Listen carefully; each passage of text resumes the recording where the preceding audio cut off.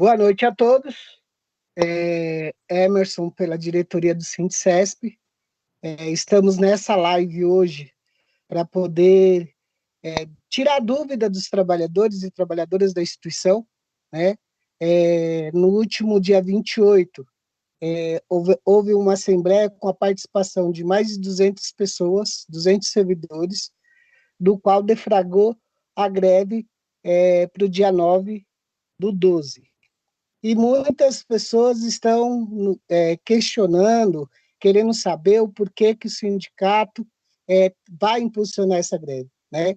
E a nossa intenção com essa live hoje é dizer a vocês, trabalhadores e trabalhadoras da Fundação Casa, nós estamos soltando um panfleto, é um boletim informativo na base, estamos indo na base, hoje estivemos na Vila Maria, estamos indo conversar com os trabalhadores, e, no entanto, a Fundação vem com não para tudo. E essa greve não é qualquer greve.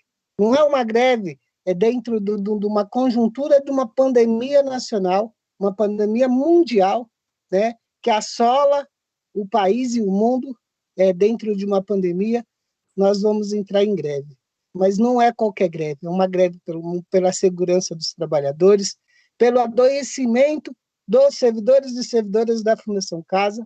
A Covid-19, já esse ano, desde o seu início, já matou mais de 10 trabalhadores da Fundação Casa, e a Fundação Casa vem usando do assédio moral em cima dos trabalhadores, principalmente os que são do grupo de risco, falando para eles assinarem a sua carta de morte, como foi o companheiro Mário agora, da Educação Física, que voltou a trabalhar e pegou Covid.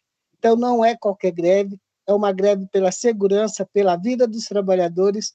Então, nesse sentido, a diretoria do sindicato acha necessário fazer uma greve, mostrar à opinião pública e aos órgãos competentes da infância e da juventude, no Ministério Público, TRT, em relação ao que a instituição e o governo do Estado vem implementando em cima dos trabalhadores e trabalhadoras da Fundação Casa. Então, é necessário agora toda a mobilização e toda a organização de todos os trabalhadores para que a gente faça uma greve concreta, de uma paralisação, aonde coloque esse governo em xeque, que a nossa segurança não esteja em risco, né? As nossas vidas estão em risco. Esse governo vem atacando os trabalhadores da Fundação Casa há anos. Só temos percas e mais percas. E nós não podemos aceitar isso. Nós estamos, desde maio, negociando com a Fundação Casa, e a Fundação Casa vem nos enrolando, e para agora, no final agora de dezembro, dizer não para tudo. E nós tivemos 2 trocas de presidentes. Primeiro foi Paulo Dimas, agora Fernando José. E nós não podemos aceitar essa situação. Então, os trabalhadores precisam se organizar. Eu sei que muitos estão com medo, e esse intuito dessa greve, dessa live hoje, é para tirar qualquer dúvida que paira hoje dentro dos trabalhadores na questão jurídica, na questão da organização, na questão de como vamos conduzir uma greve diante de uma pandemia, diante de todas essas situações que estão colocadas. Então, é necessário que todos os trabalhadores e trabalhadoras venham conosco para construir uma grande mobilização, uma grande greve, para que a gente coloque em xeque o governo do Estado e a cúpula da Fundação. Tá? Vou passar a palavra ao companheiro César, para que ele faça as explanações necessárias. Depois, os nossos advogados, Otávio Tuena e o Sérgio Augusto, vão dar uma explanação jurídica de como a gente vai respaldar essa greve para que ela não seja ilegal, que não caiam na ilegalidade e que a gente ganhe a opinião pública. Um forte abraço, Emerson.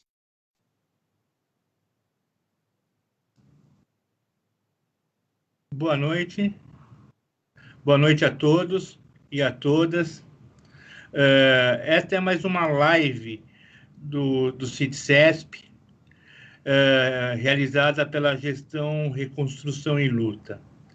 Esta live é de grande importância, como o companheiro Emerson acabou de frisar, porque ela vai dar todos os esclarecimentos jurídicos para que os trabalhadores se sintam seguros para desenvolver esse movimento, para fortalecer esse movimento. Então, ela vai dar todos os esclarecimentos jurídicos aos trabalhadores.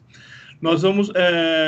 várias perguntas chegaram ao blog do Ricardo Lopes, várias perguntas chegaram para os diretores do sindicato através do WhatsApp e vão chegar aqui na live. Então, a gente vai poder passar para os advogados responderem essas perguntas, esclarecendo melhor os trabalhadores. O doutor Sérgio Augusto, o doutor Otávio Tuena, são advogados de grande respeito, de grande experiência e vão poder esclarecer os trabalhadores. Tá? Então, desejo a todos uma boa live e que as dúvidas sejam sanadas durante essa live.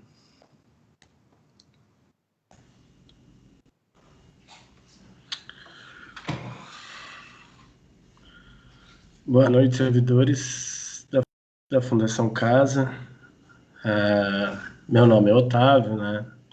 Juntamente com o Sérgio, compomos o corpo jurídico da entidade sindical.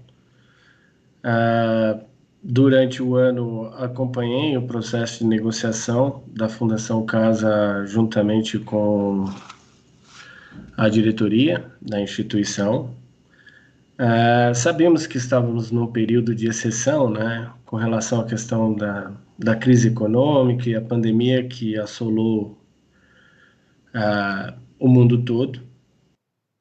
E, diante disso, tentamos buscar e pautar as negociações sempre com relação ao meio ambiente do trabalho e as cláusulas sociais, né?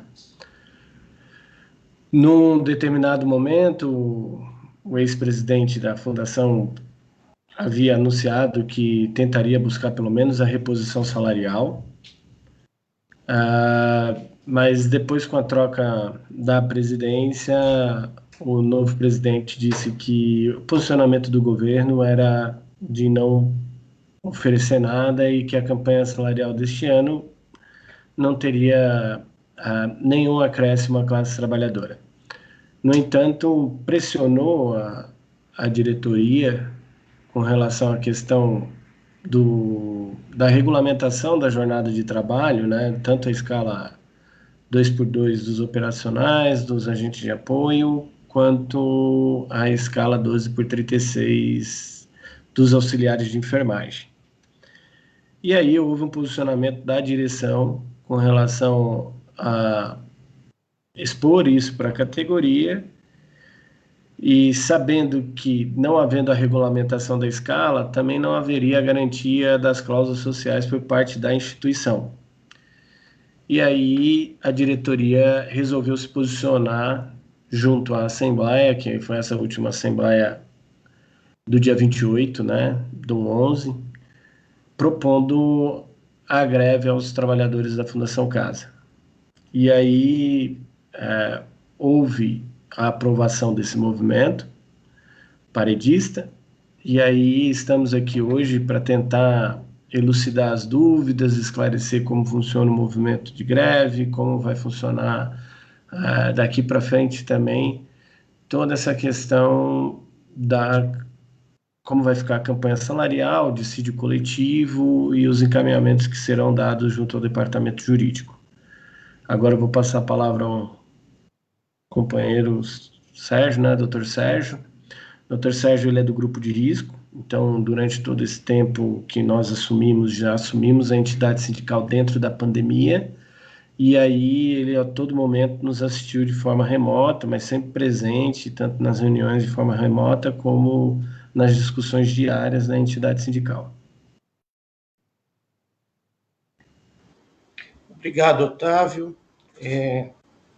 Boa noite aos diretores Emerson e Horta, aqui presentes e mediando este encontro virtual.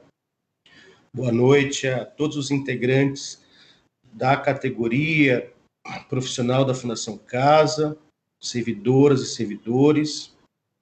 E, conforme o Otávio falou, nós estamos em um ano totalmente atípico, decorrente da maior crise sanitária no âmbito mundial.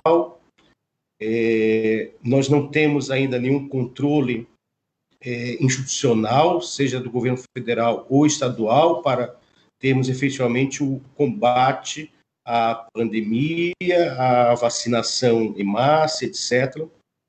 Por isso, se trata de um ano atípico que inclui uma negociação coletiva.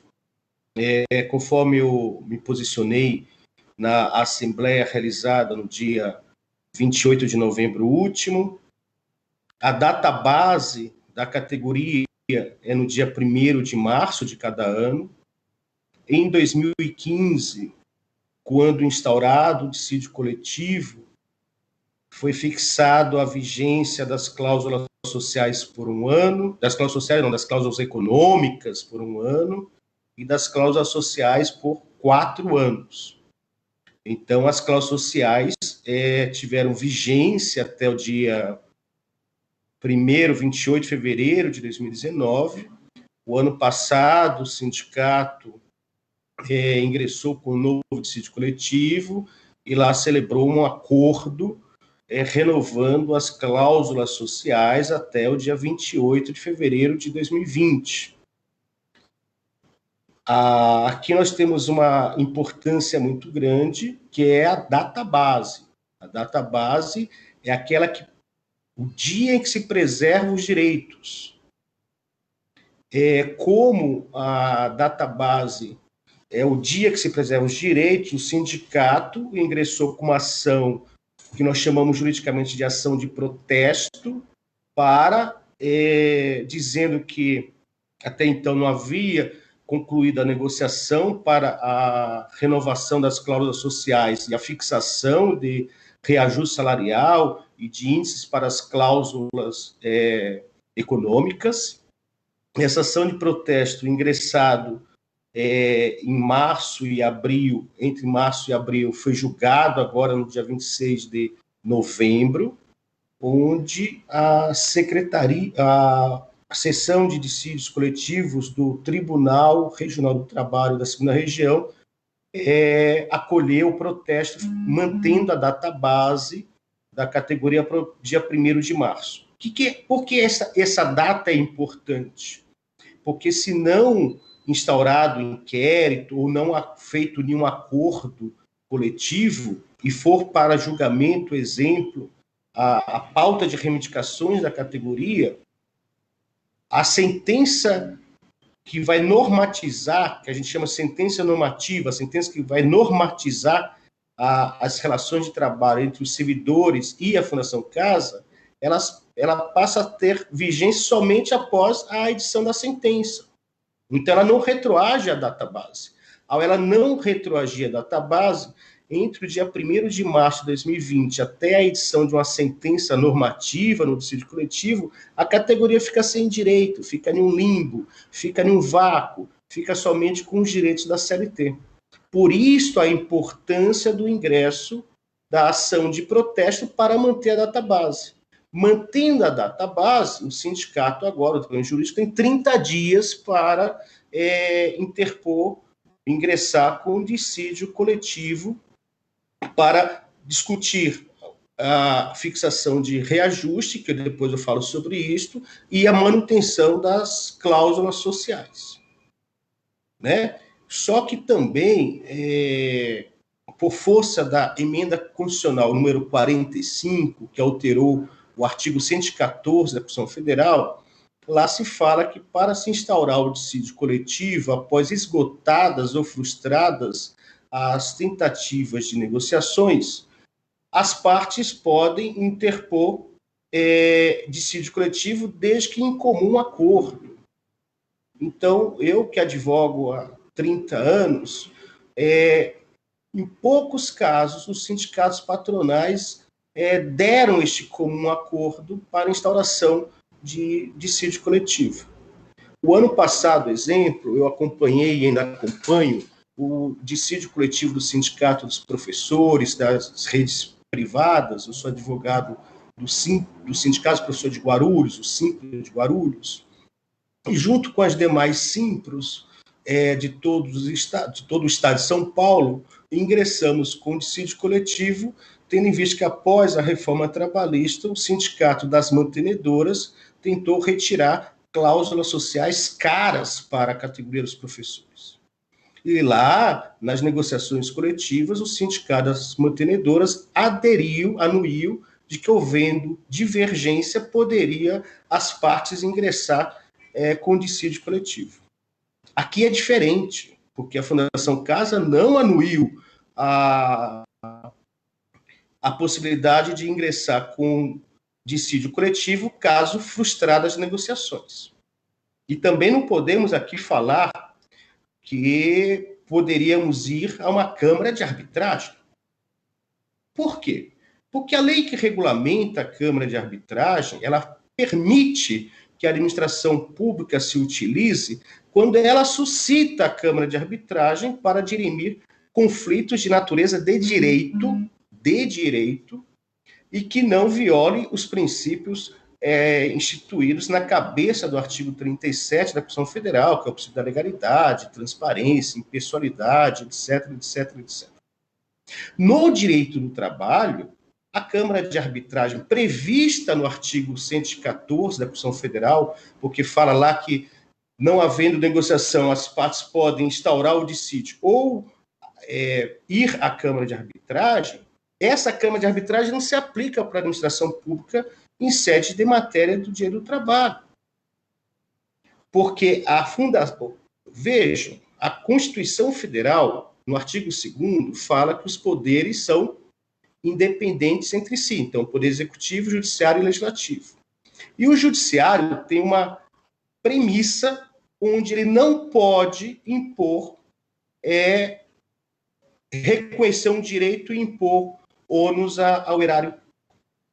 E aí, a partir daí, o Tribunal Superior do Trabalho adotou uma orientação jurisprudencial de número 5, fácil de pesquisar no Google, onde fala que, havendo uma reivindicação em fase da administração pública, o Poder Judiciário não pode acolher se for para onerar o orçamento, se for para onerar as despesas da administração direta e indireta. Então, o Poder Judiciário não tem esse poder. Guiçar uma comissão arbitral. Feito a arbitragem, quem vai impor à Fundação Casa o cumprimento da decisão proferida numa Câmara Arbitral. Se o Poder Judiciário não pode, o particular, será que pode? Óbvio que não. Por isso, nós estamos aqui adotando um critério jurídico correto, que é a instauração do dissídio coletivo. Por onde? Pela deflagração da greve. Porque, feita a deflagração da greve, conforme se passa na cabeça da administração pública, seja ela direta, indireta, fundacional, autárquica, etc., eles geralmente ingressam com ações para fixar um limite de contingente para o exercício do trabalho durante a greve, mesmo considerando que a greve é um direito legítimo, constitucional, que apenas depende da justa aprovação da categoria em assembleia. Mesmo tendo esse critério objetivo que cabe ao sindicato, através da categoria reunida em assembleia, escolher e deliberar acerca da oportunidade de exercer o direito de greve, nós temos, então, vários precedentes a nível nacional, onde o Poder Judiciário fixa um limite de contingente para se funcionar durante a greve. Então, feito esta decisão da liminar, eventual liminar, o dissídio ele passa a ter um trato mais rápido, porque eu tenho a deflagração de uma greve, eu tenho e quando a deflagração da greve tendo essa medida liminar ou não, as negociações elas se passam também a se ter dentro do Tribunal Regional do Trabalho. Por isso, para concluir essa primeira fala, intervenção, Importante foi a decisão assemblear do dia 28 de novembro, justamente porque estamos aqui, o Departamento Jurídico, preocupado da defesa intransigente das cláusulas sociais, que nós sabemos são muito caras e custosas para os senhores. Em relação às cláusulas de natureza econômica, nós não temos muita perspectiva de conseguirmos qualquer índice que reajuste salários e os demais benefícios, tendo em vista a edição de Lei Complementar Federal, no mês de maio, onde houve um congelamento da concessão de benefícios através da administração pública, direta ou indireta e fundacional, que inclui as fundações e autarquias. Então, aqui o mais importante agora é evitar que a categoria ingresse em um limbo jurídico, que a categoria entre em um processo de vácuo sem proteção das cláusulas sociais e se instaurar o dissídio coletivo pela greve para se manter essas cláusulas. Então, eu paro por aqui e nós vamos ficar na live, claro, aqui na reunião virtual, para responder as perguntas dos senhores e senhoras integrantes da categoria. Muito obrigado.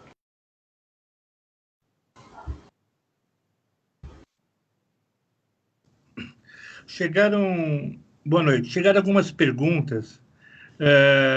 Eu queria encaminhar para os advogados poderem começar a responder, por gentileza. Uma delas é para o doutor Sérgio, que fala assim, os trabalhadores falam que querem fazer a greve, mas estão falando nas unidades que a greve pode ser julgada ilegal em virtude da pandemia, que a greve vai ser ilegal em virtude da pandemia.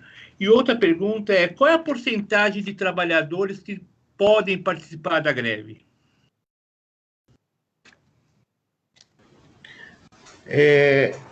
Bem, senhoras, primeiro que a greve, ela, conforme eu falei, após a Constituição Federal, não existe mais a definição de greve legal ou ilegal. Toda greve ela é legal. Toda greve é legal. Ela pode ser abusiva ou não abusiva. Quando que a greve é considerada abusiva? Quando ela é deflagrada, quando ela é deflagrada sem a realização de assembleia, quando, mesmo que for feita uma assembleia, não houve tratativas de negociação e a frustração das negociações, ou se o patrão não é pré-avisado da greve. Então, se a greve ela é deliberada em regular a assembleia, após frustradas negociações, e o sindicato comunica à Fundação Casa com antecedência fixada na lei de greve, que é a Lei 7.783, de 1989, a greve ela é não abusiva. Esses são os critérios objetivos da lei. Nós sabemos, que eu já tinha falado, que geralmente há concessões de liminares para se manter contingente. Então, esse também passou a ser um critério que eu digo subjetivo para a greve continuar sendo não abusiva. Não há no ordenamento jurídico nenhuma lei que fixe períodos de exceção para se realizar uma greve. A pandemia não é um motivo razoável para não se realizar uma greve. A greve ela pode ser exercida, claro, por 100% da categoria. Agora, se o tribunal fixa que 80% ou 70%, qualquer número fixado pelo tribunal, de contingente mínimo para o trabalho, então a categoria tem que respeitar esse contingente mínimo fixado em assembleia. Os demais podem permanecer em greve. Então, a rigor, a categoria 100% pode participar. Não tem limite mínimo para se dar legalidade a uma greve. Mas tem que observar o eventual cumprimento da lei liminar no que tange aquele contingente. Otávio, você quer concluir sobre o tema?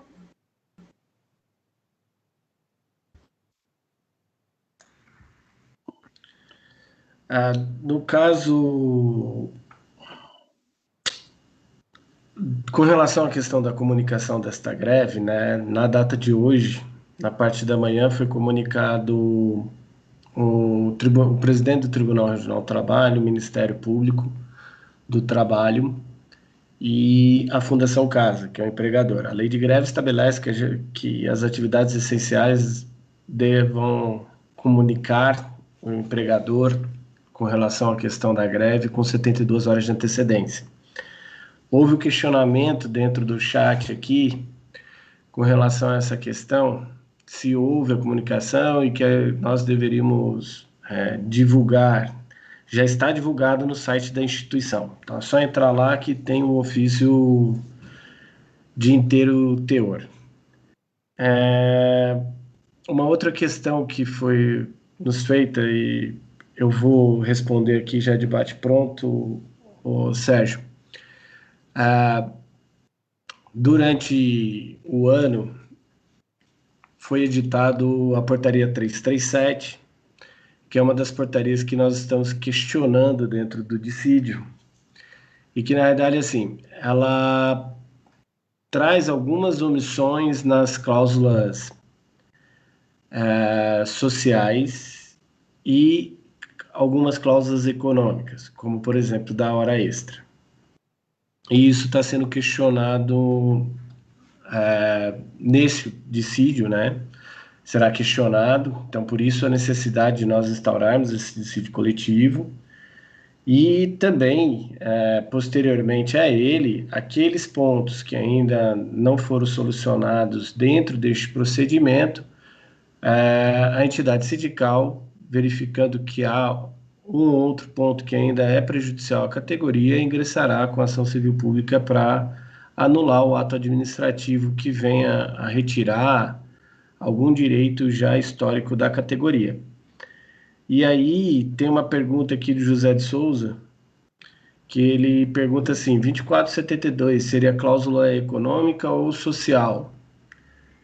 Aí, não sei se você quer responder, Sérgio. Posso responder. Toda a questão de horário de trabalho é cláusula social, né? As cláusulas econômicas, o reajuste de salário e índice de reajuste que incide sobre os demais benefícios, como auxílio alimentação, vale refeição, etc. Agora, todas as demais cláusulas, elas são sociais porque elas não têm a incidência de reajuste ou aumento salarial sobre elas.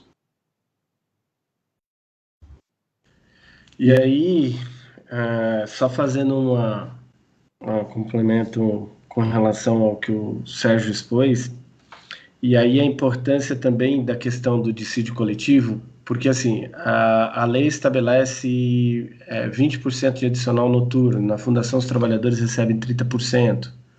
Na lei determina que nos dias úteis as horas extras sejam remuneradas a 50%, domingos e feriados a 100%. Na Fundação, as 2 primeiras horas são remuneradas 50% e as demais da semana, né, as 2 primeiras horas da semana 50% e as demais da semana a 100%. Então, assim, existem diversas cláusulas econômicas que já são históricas dentro do ordenamento, né, do contrato de trabalho dos servidores da Fundação, que elas estão acima daquilo que está previsto em lei. Então, também por isso a necessidade de nós termos a instauração do dissídio para garantir manutenção dessas cláusulas.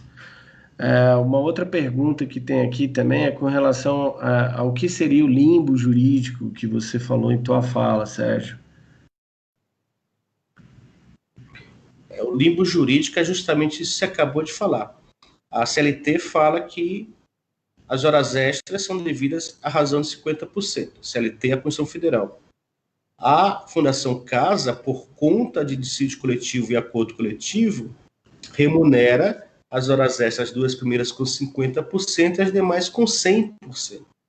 Então, quando se perde a database, ou não se instaura o dissídio coletivo, entre março deste ano até se for feito um outro acordo coletivo, ou uma outra sentença em sede de dissídio coletivo, a Fundação Casa pode simplesmente aplicar a CLT e deixar de aplicar as cláusulas sociais que estão previstas no dissídio coletivo de 2015, que foram renovados em 2019 e que que foram objetos da pauta de reivindicação de 2020. Então, esse é o limbo jurídico, é ficar sem direito por um período que a gente não sabe até quando.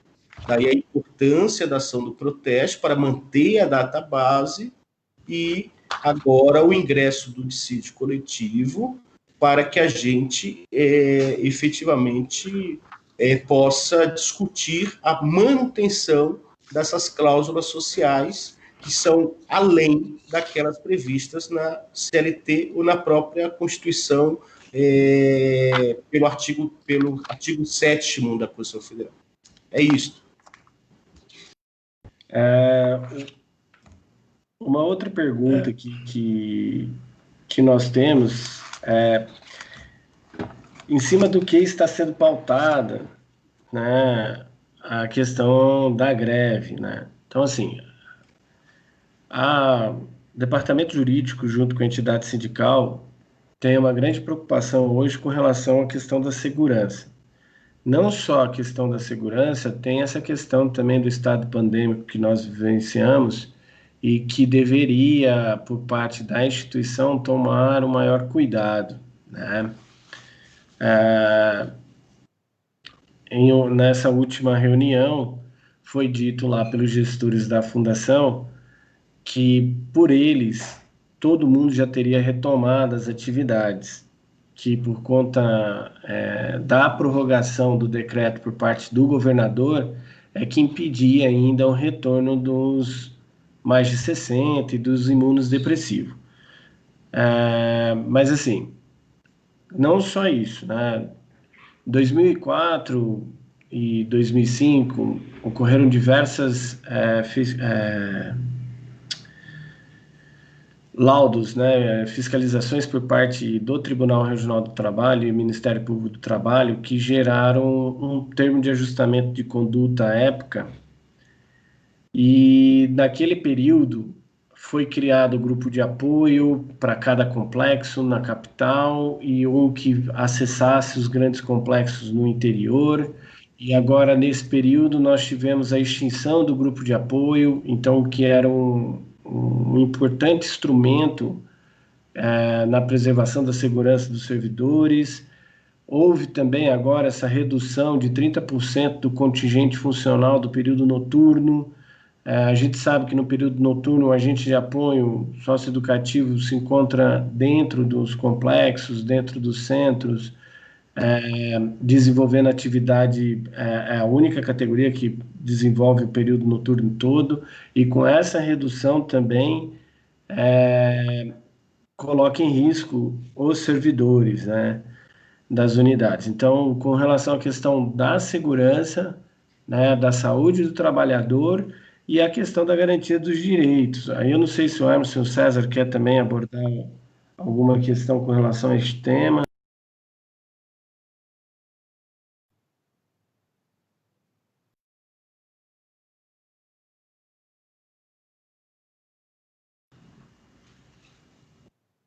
Só queria colocar essa questão que se colocou muito importante, Otávio, sobre a insegurança no local de trabalho que eu disse da minha primeira fala, né? E também colocar a questão, né, da forma que a Fundação hoje vem fazendo com os servidores. Até o momento, estava na fase verde, a Fundação estava, antes da fase verde, estava fazendo um revezamento entre os setores da pedagogia, administrativo, operacional e psicossocial. Hoje a Fundação tirou completamente esse revezamento, todos os trabalhadores estão indo para os centros. O aumento de adolescentes acresceu mais ainda. A Fundação, junto com o Judiciário, permitiu agora que houvesse as visitas e, no momento que está tendo uma elevada agora dentro do quadro pandêmico do país. E nós não podemos colocar os trabalhadores em risco. Então, nesse sentido, que a gente também vai fazer, chama uma greve pela segurança, né, dos trabalhadores e pelo direito à vida, né, porque a Fundação, o governo do Estado, o Dória, não está respeitando aos trabalhadores e trabalhadoras da Fundação Casa. Então, nesse sentido, é também um motivo da greve também. É isso. Inclusive, ressaltar que a gente orientou os trabalhadores em risco que não voltassem, que não assinassem o termo que a Fundação Casa apresentava, no qual eles assumiam a responsabilidade, né, sobre o risco de voltarem a trabalhar e voltavam a trabalhar. Infelizmente, nós tivemos um trabalhador que assinou o termo, voltou a trabalhar, contraiu o Covid na Fundação e hoje parece que veio a falecer. É uma situação preocupante e que os trabalhadores devem ficar atentos para isso. Eu queria ressaltar, fazer duas perguntas, né, aos advogados que chegou para a gente. Uma é o seguinte: os gestores o trabalhador alega que os gestores se reuniram com esses trabalhadores e alertaram eles que eles estão no plantão noturno, que caso eles façam a greve, eles vão ser automaticamente passarão para o plantão diurno. E um outro trabalhador falou que na última greve, os gestores fotografaram os trabalhadores que estavam em greve. Eu queria que os advogados falassem sobre essa questão da ameaça contra os trabalhadores que querem participar do movimento paradista. Bem, essas questões são importantes porque elas visam, desde já, criar um clima hostil na categoria, persecutório, e que viola por completo a lei de greve e princípios que fundamentam o Estado Democrático de Direito, como já cito em seguida. Primeiro, quando há a deflagração de uma greve,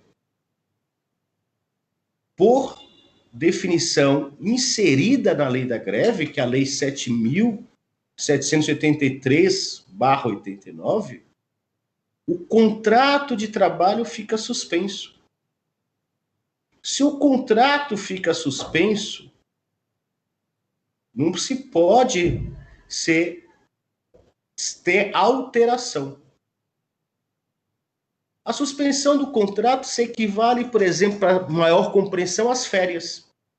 Quando vocês estão de férias, vocês estão com o contrato suspenso, onde vocês não podem prestar serviço para outro patrão, porque vocês vão lá ficar de férias. O contrato está suspenso. Quando vocês se acidentam por trabalho, o contrato fica suspenso. Então, se no curso da greve o gestor transmutar, tirar, mudar o servidor do período da noite para o período diurno, ele está alterando o contrato na vigência da suspensão do contrato. Então, esse servidor tem que procurar imediatamente o departamento jurídico do sindicato para 2 movimentos. O primeiro, o ingresso de uma ação judicial individual para que volte àquela condição anterior, e para o sindicato denunciar a Fundação Casa por ato desses gestores quanto à prática antissindical. A greve, ela tem direitos e deveres para ambas as partes. E o empregador, seja público ou privado, não pode praticar ato antissindical. Eu lembro, Otávio, que teve uma vez que eu fui advogado do sindicato dos empregados dos Correios e os gestores faziam a mesma coisa. E nós ingressamos com uma ação cautelar no TRT, mesmo sabendo que o dissídio coletivo dos Correios era nacional, competência originária no Tribunal Superior do Trabalho, mas entramos com ação cautelar para que o Judiciário paulista proibisse a empresa de inibir os piquetes. E ganhamos a liminar, porque a empresa estava descumprindo a lei de greve.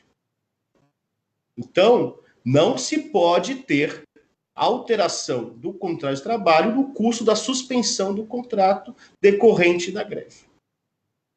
E a outra questão é que o gestor não pode fotografar a grevista, porque isso ofende o direito de imagem, ofende a minha dignidade, o meu autorrespeito de organizar a greve e de participar da greve. Então, esses atos, se ocorrer, também têm que ser informados imediatamente ao sindicato para adoção de medidas de denúncia do sindicato, através do nosso departamento jurídico, ao Ministério Público do Trabalho. Se for o caso, a medidas judiciais para inibir a prática de atos antissindicais. Você quer complementar alguma coisa, Otávio? Não, acredito eu que você respondeu de forma bem completa e bem... o Emerson e César, tem trabalhadores aqui questionando com relação à questão de quem irá cuidar dos complexos, e se haverá faixas, carros de som, e adesivos e coletes. Esse tipo de questão. Como que vai ser a organização da greve e que a São Luís e a Raposo Tavares estão dispostos a parar e que precisa de entidade sindical lá? Nós estamos colocando à disposição a estrutura do sindicato, tá? Ao movimento paradista, né? Nós pegamos uma entidade completamente estruturada, mas nós estamos reestruturando, reconstruindo a entidade, e se nós propusemos essa greve, nós vamos fazer os esforços possíveis e imagináveis para poder ter carro de som, principalmente nos grandes complexos, que é Raposo Tavares, Franco da Rocha, Complexo Brás e Vila Maria, ou ter uma caixa de som para que haja um piquete, as pessoas pararem, panfleto, né? Adesivo ainda não discutimos, mas podemos discutir também adesivos. Eu acho que o colete, em particular, agora nesse momento, não seria significativo, mas se for necessário, a gente vai estruturar um comando de greve, aonde os trabalhadores desses grandes complexos terão que participar deste comando de greve. Acho que a gente vai ter que se reunir nesse comando de greve, dentro da unidade, dentro do sindicato. Acabou os piquetes na parte da manhã, vamos fazer um balanço sobre o primeiro dia de greve, e aí vai todo mundo para dentro do sindicato para que a gente faça uma discussão e aprimore cada vez mais no dia seguinte, porque não pode ser um movimento que vai enfraquecendo com o decorrer da greve, e sim fortalecendo, convencendo cada vez mais o trabalhador a estar entrando no movimento paredista, porque está em jogo as nossas vidas, que o governo do Estado não está respeitando, né? E aí o sindicato coloca à disposição toda a estrutura sindical disponível para que essa greve aconteça de fato. O sindicato, a greve, ela vai ser uma greve que vai crescer dia a dia, no convencimento dos trabalhadores, na discussão com os trabalhadores nos piquetes.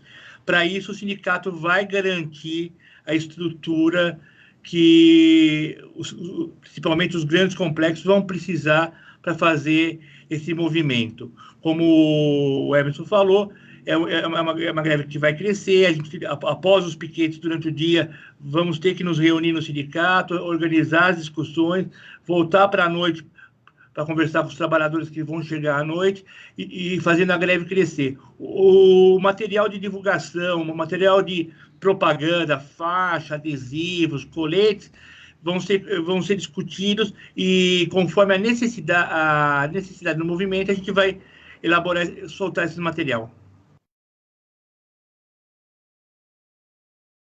Uma coisa, César, em relação, porque nós estamos lidando com uma categoria a nível estadual, e o estado de São Paulo não é pequeno. Tem cidades como Presidente Bernardes, Irapuru, que são 7 horas de viagem, 700 quilômetros.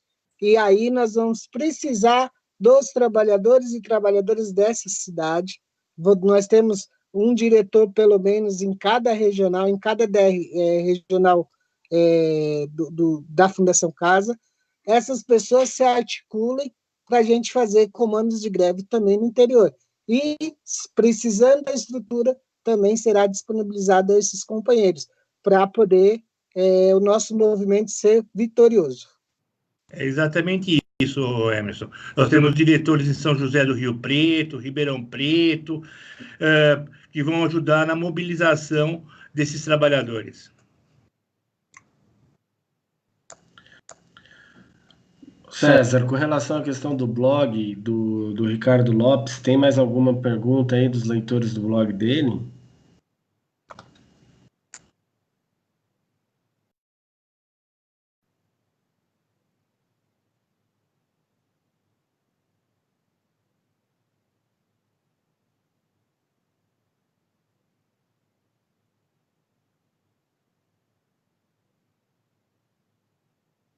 Tem sim, Otávio.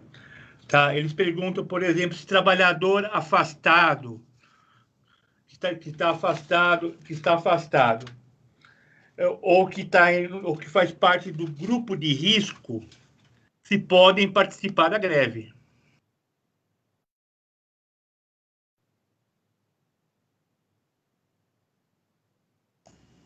Sérgio, você responde? Por favor. Posso responder. Primeiro, que quem está afastado é aquela história que a gente acabou de falar da suspensão do contrato. O contrato está suspenso. Então, a rigor, eu estou afastado por motivo de doença, significa que eu não estou apto a trabalhar, e se eu for para a porta da unidade fazer piquete, exemplo, isto não vai dar certo. Então, quem está afastado por motivo de doença não pode participar de piquetes, porque se você está doente, você não pode dizer para o patrão que em um piquete você está ação, entendeu? Isso pode gerar processo sindicância administrativo. Já tive casos de outras greves que eu acompanhei, de servidores públicos diretos, onde alguns cipiros ou delegados sindicais que estavam doentes foram fazer piquetes e depois sofreram sindicâncias por conta dessa questão. Então, se eu estou doente, eu não posso participar de piquetes. Eu posso apoiar a greve virtualmente, etc., mas não na porta das unidades. Essa é uma questão. E ao mesmo raciocínio para quem está afastado por risco de contaminação.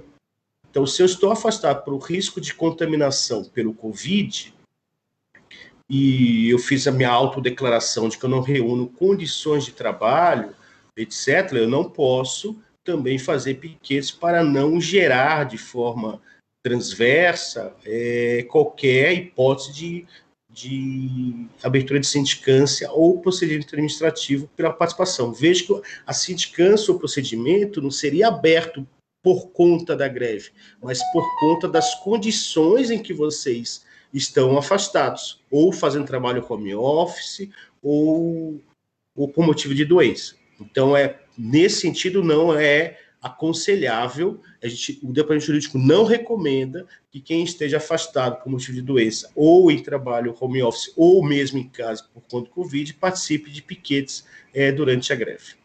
É isso, Otávio. Eu tenho um questionamento aqui que expõe o seguinte fato, né? O TRT sempre determinou o percentual de 70%, nem sempre, às vezes foi 80% também. 70% a 80% dos trabalhadores trabalhando e nunca respeitamos, pois greve com 70% trabalhado não é greve. Então, em 2014 e 2015 geraram uma multa de 1.200.000 para a entidade sindical, e a atual gestão, né, tá pagando o saldo desses dissídios, né? Então foi feito um acordo lá, ficou em torno de 545 mil, está sendo parcelado aí R$ 7.600 por mês, sendo pago ao TRT, né? Mas eu acho que o Emerson pode trazer os dados melhor com relação a essa questão dessa informação. E essa é uma decisão política, antes de mais nada.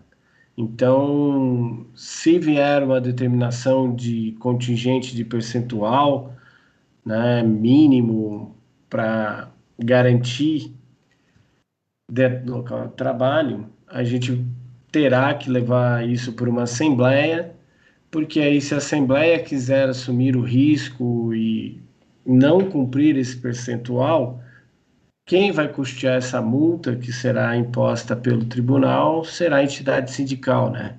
Então aí é uma decisão mais política que deve ser posteriormente definida, porque a gente também não pode ficar trabalhando aqui no achismo, né? E tem uma outra pergunta aqui, com relação à questão que o problema é fazer greve e depois ter que pagar os dias ou ter o desconto no salário.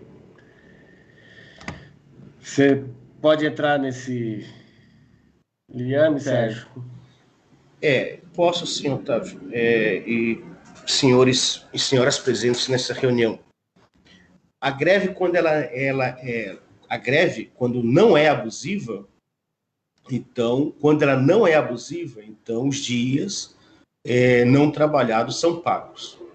Reiterando que a greve ela é caracterizada não abusiva quando deflagrada em assembleia após o fim das tentativas de negociações coletivas, mediante e a comunicação empregador e cumprimento de eventual liminar de contingente. Então, quando a categoria, conforme o Otávio fala, decide politicamente na Assembleia se vai cumprir ou não uma liminar de contingente, ela tem que saber que o sindicato, além de poder ser multado, também a greve vai ser julgada, aí sim, abusiva, como foi a decisão passada pelo Tribunal do Trabalho, quando do julgamento do dissídio coletivo de 2015, e por conta do Tribunal do Trabalho entender que a greve foi reputada abusiva pelo descumprimento de liminar, então os dias dos senhores foram descontados em relação aos dias de greve. Esta é uma hipótese. Agora, se a greve é julgada não abusiva, então os dias não trabalhados não podem ser descontados. E é óbvio que se houver liminares para contingente, não é que nós vamos não discutir, nós vamos levar uma decisão a conhecimento da Assembleia, que vai decidir, vamos fazer os recursos necessários, mas é recomendável que haja o cumprimento da liminar até quando ela venha a ser cassada. A gente pode recorrer para o Tribunal Superior do Trabalho, etc., imediatamente, através de recursos próprios, que a gente não precisa discutir aqui os nomes, mas só haverá não desconto se cumprido os 4 requisitos que eu já mencionei cá. É isto. Sérgio, tem um questionamento aqui que acabou passando batido e desapercebido, porque muitos que estão no compulsório hoje estão realizando teletrabalho. E aí estes questionam se eles podem deixar de executar o teletrabalho dentro do período de greve e declarar que está em greve. Sim, o teletrabalho também é um trabalho, né? Então, se eu posso exercer o meu trabalho presencialmente dentro das unidades, eu posso exercer meu trabalho dentro da minha casa, em home office. E quando eu entro em greve, quem vai entrar em greve é o meu trabalho. Quem vai entrar em greve não é o Sérgio, é o meu trabalho, é o trabalho que o Sérgio desenvolve. Então, se eu deixo de cumprir com as minhas atribuições em teletrabalho, em home office, eu estou aderindo à greve. Mas é aconselhável que os trabalhadores, aliás, não é, quando o sindicato já comunicou aos órgãos sobre a decisão assemblear de 28 de novembro. Foi convocado agora uma nova assembleia para o dia 5 de dezembro para ratificar a deflagração da greve anterior. Por que dessa segunda assembleia? Para mostrarmos às autoridades, mostrarmos a quem vai julgar o dissídio que a categoria efetivamente deflagrou uma greve por prazo indeterminado a partir do dia 9. Daí a importância dessa assembleia que será realizada dia 5. E lá, quando nós formos fazer o novo ofício, Otávio, aos órgãos, incluindo a Fundação Casa, nós vamos esclarecer também que quem está em teletrabalho também aderiu à greve, porque a greve ela é a paralisação do trabalho. Então, a paralisação do trabalho pode ser em home office ou dentro das unidades físicas. Tem 2 questionamentos aqui que aí eu acho que eu vou tentar ponderar as informações que os trabalhadores requerem. O primeiro é com relação à questão do convênio médico. O trabalhador pergunta se pode ser discutido isso dentro do dissídio coletivo e se há alguma ação coletiva por parte da entidade sindical ou se a entidade sindical aconselha entrar com ação individual. Então, assim, é temerária a discussão do convênio médico dentro do dissídio coletivo, porque aí pode o tribunal vir a ratificar a alteração que foi feita pela fundação, e aí tem um instrumento normativo que regularize aquela alteração efetuada pela fundação, né? O dissídio coletivo, geralmente, ele vem fazer a garantia dos direitos que estão sendo praticados naquele momento. Ele não serve, muitas vezes, para modificar, dentro de um contexto de um pedido coletivo, um direito anterior. Por que isso? Porque aí ele se torna cláusula econômica e aí ele vai ser extinto também pela OJ 45. Então, dentro do dissídio coletivo, a gente não faz a discussão do convênio médico. No entanto, o Dr. Sérgio já providenciou uma ação rescisória de um processo coletivo da gestão anterior que transitou em julgado e no qual a entidade sindical perdeu, E com essa ação rescisória, a gente vai fazer novamente a discussão dos tribunais desta alteração, né, realizada, essa alteração lesiva realizada por parte da fundação. E também, não obstante isso, se a categoria quiser, o departamento jurídico da entidade sindical está ingressando com as ações individuais para os associados e também para os não associados, tá? Que foi uma deliberação da diretoria da entidade sindical, de que com relação ao processo do convênio médico, tanto sócio quanto não sócio deve ser atendido pela entidade sindical. E aí tem uma outra pergunta relacionada com a questão do PCCS, e aí também já há um estudo avançado por parte do nosso departamento coletivo, que logo mais já estará ingressando com uma ação coletiva dentro deste tema. Aqui tem alguns questionamentos que aí vão para os diretores, Emerson e César. E tem uma também para o Sérgio. Os diretores irão em todas as unidades com jornais explicativos da greve, irão convocar os servidores para a greve. E aí para o Sérgio tem assim, os servidores poderão fazer rodízio, uns dias ficam fora da unidade, em um dia uns ficam fora da unidade, em outros dias poderão trabalhar.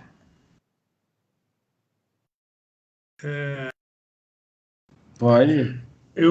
A partir de hoje, né, os diretores já começaram a visitar as unidades, convocando os trabalhadores para a assembleia do dia 5 e para a greve que tem início dia 9, caso ela seja ratificada dia 5.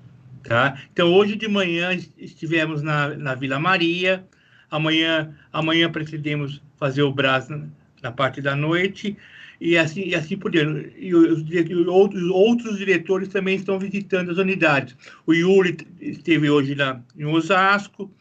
Então, os diretores estão visitando as unidades, convocando os trabalhadores para a Assembleia e para a greve. Nós vamos estar presentes.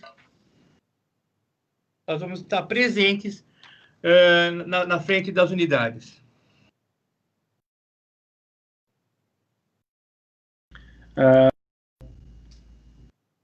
Já estamos chegando com 1 hora de live, né? Então eu vou fazer mais uma pergunta para o Sérgio, e aí depois a gente abre para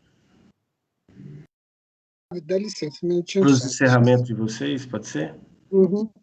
Se eu só colocar um complemento nessa pergunta que você fez, você, na verdade, fez duas perguntas, né?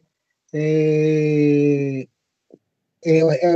dever de todos os diretores estarem mobilizando e organizando a greve. Isso é um fato, e nós vamos estar fazendo isso.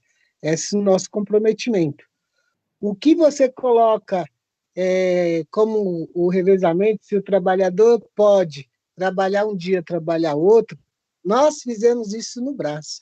A greve de 2014, 15 e 16, nós éramos da comissão de negociação, e assim, nós tínhamos lá, as unidades fizeram uma programação, principalmente na Turiaçu, aonde o trabalhador ia lá só para complementar a porcentagem da liminar, né?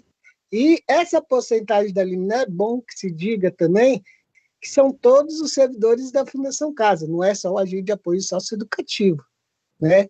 Então tem que se contar e tem que atentar o judiciário aí nesse sentido, porque a Fundação muitas das vezes usa de má fé e quer contar somente o servidor que está no pátio, o da segurança, né? E se vier essa liminar de 70, 30, 80, 20, tem que se contar com todos os servidores, tanto do administrativo, tanto como da pedagogia, tanto como setor técnico e operacionais, né? Então, e da própria enfermagem. Então, é isso que eu queria colocar. Tá. Peraí, deixa eu pegar a questão aqui de novo.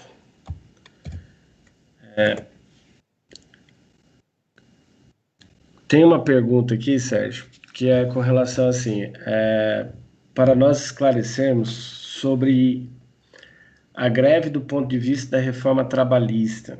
O que precisamos saber é sobre segurança jurídica, respaldo jurídico para podermos fazer a greve. Cientes dos direitos legais para que haja segurança por parte da categoria. Um dos grandes problemas é a falta de informação para a categoria.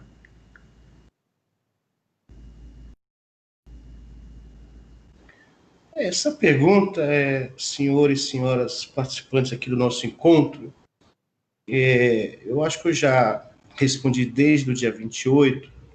É óbvio que o departamento jurídico do sindicato não pode dizer que vai 100% ganhar um processo, né?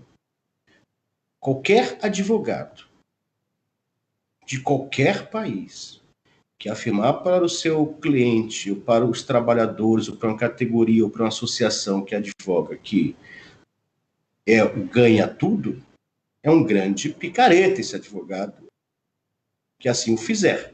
Nós estamos aqui dizendo que juridicamente foi interposto uma ação de protesto para a manutenção da database. O sindicato tem 30 dias para ingressar com o dissídio. E se o sindicato ingressar com o dissídio sem uma greve, esse dissídio pode ser extinto, porque não houve o comum acordo da Fundação Casa. E nós afirmamos categoricamente que existem 3 requisitos objetivos para que uma greve seja julgada não abusiva e um critério subjetivo para que a greve, junto com aqueles 3, não seja julgada abusiva. Que a deflagração por assembleia, após a negativa das tratativas de negociações coletivas, e a prévia comunicação à Fundação Casa, que no caso é 48 horas, e nós estamos nos acautelando em fazer com muita antecedência. E essa cautela, ela também tem um viés sindical.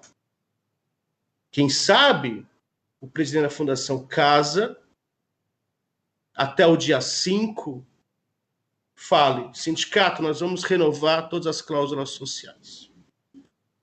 É um momento de reflexão também para a Fundação Casa.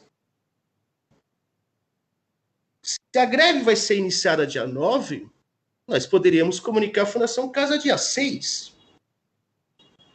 Mas nós não fizemos. Nós estamos dando uma oportunidade para a Fundação Casa, através dos seus gestores, também refletir sobre o que estão fazendo com a categoria, com os desmandos que fizeram em relação à categoria no período do Covid.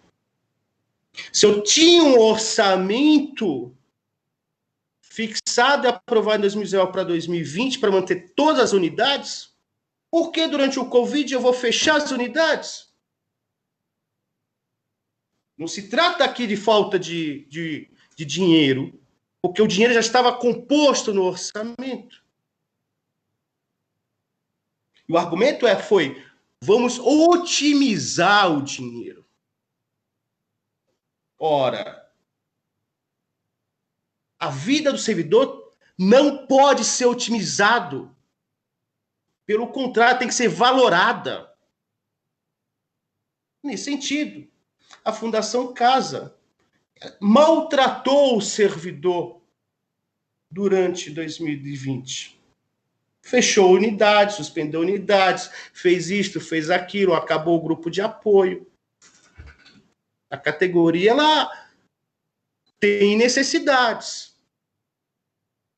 Por isso que o departamento jurídico não pode falar que a greve é 100% vitoriosa, mas a gente pode orientar de como fazer uma greve ser reconhecido como não abusiva, que é o cumprimento dos 3 requisitos que eu falei, e mais o cumprimento subjetivo, que é a obediência a uma eventual liminar, sabendo que nós também vamos questionar a liminar. Mas enquanto não a derrubemos, a gente a cumpre para justamente criar essa segurança jurídica que tanto se espera para ser julgada a greve não abusiva. É isto, né? É isto.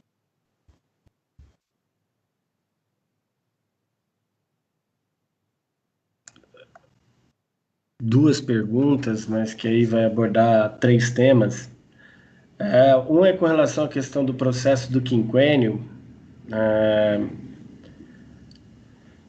A Fundação Casa conseguiu, através de um recurso de revista, reformar a decisão do Tribunal Regional do Trabalho aqui da 2ª Região, determinando a remessa dos autos para a primeira instância para que ela seja intimada dos embargos declaratórios, que lá atrás, quando o sindicato noticiou que ela havia perdido o prazo e tudo mais, a realidade ela não havia perdido o prazo, a fundação não havia sido intimada daquela sentença de embargos declaratórios, e por isso ela não interpôs o recurso. Na lei determina que a fundação seja intimada ou de forma pessoalmente ou via sistema, e ela não foi intimada de nenhuma das duas formas. Então, o processo do quinquênio da sexta parte está retornando para a primeira instância, para que a fundação seja intimada para apresentar o recurso ordinário, e aí o sindicato vai apresentar as contrarrazões, esse processo vai subir para o tribunal e terá novo julgamento dentro do tribunal. O que a fundação conseguiu com isso foi ganhar mais tempo. Certeza que lá no final do processo ela vai ter que passar a fornecer, né, a incorporar o quinquênio e a sexta parte aos salários dos servidores, e com isso ela ganhou aí mais o prazo aí de 1 ano a 1 ano e meio, pelo menos, com este processo. Com relação à questão do IRR 16 e o IRR 8, né, que o primeiro é da periculosidade e o outro é o da insalubridade, não são ações coletivas, tá? São incidentes repetitivos de recurso de uniformização jurisprudencial realizado pelo TST.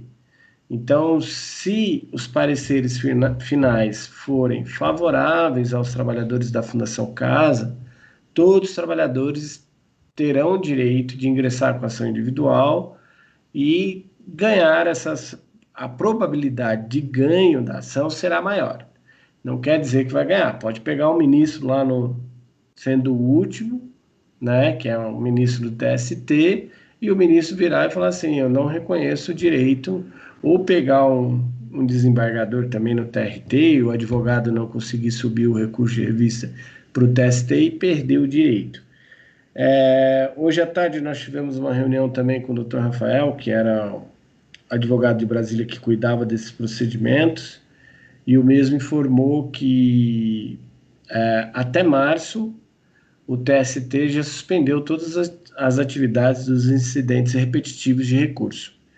Então, até março do ano que vem, não haverá nenhuma movimentação em nenhum dos incidentes, tá? Agora, acho que já passamos de 1h10, aí abri para as falas finais aí de vocês. Emerson, Sérgio e César.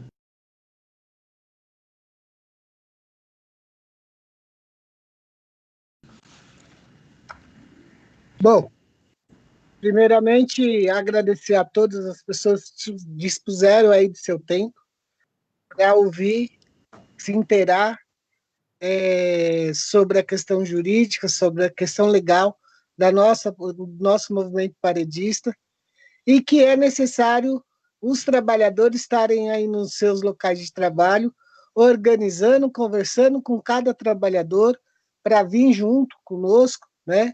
Nós teremos uma assembleia agora dia 5, já está disponível o link no site do sindicato para que as pessoas se inscrevam, para a Assembleia, que será realizada no próximo sábado, para ratificar a greve, e nós vamos dar início à nossa greve dia 9 de dezembro, e contamos com a colaboração e a participação de todos os servidores, porque chega de todo esse desmando, de toda essa falta de desrespeito, essa falta de segurança, e as nossas vidas valem muito. É necessário que nós organizamos a luta para poder combater esse governo nefasto de João Dória, no estado de São Paulo, e a cúpula da Fundação, que não vem nos respeitando há muito tempo. É isso, um forte abraço e boa noite a todos. Queria agradecer a presença de todos, pedir que os trabalhadores compartilhem o vídeo dessa live, né, para que mais trabalhadores possam também ter acesso aos esclarecimentos que foram dados nessa noite, né, que eles tenham também essas informações, que se inscrevam para participar da Assembleia, que efetivamente participem da Assembleia que vai ratificar a greve, né? E que debata com os trabalhadores nos seus centros, que se organizem nos seus centros para participar da greve, tá? Esse movimento, a força dele depende da nossa união, tá? Boa noite a todos.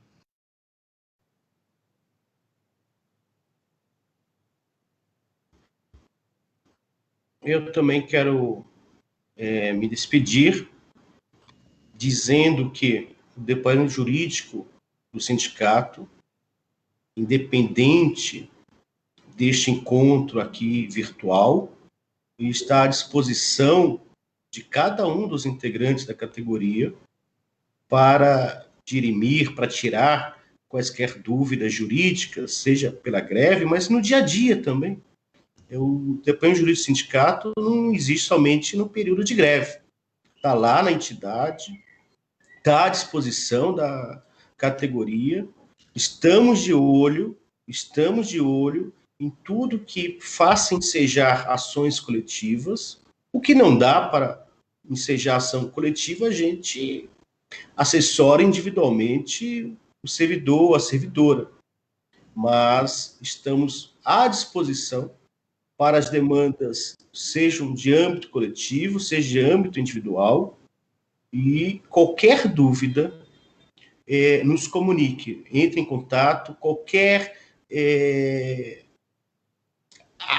achei que fui vítima de assédio, mesmo que você não tenha sido, mas achei. Então, nos denuncia. Nos denuncia porque nós vamos verificar, e se houve realmente assédio, se houve transposição de vocês, nós vamos fazer as denúncias, etc, etc, etc.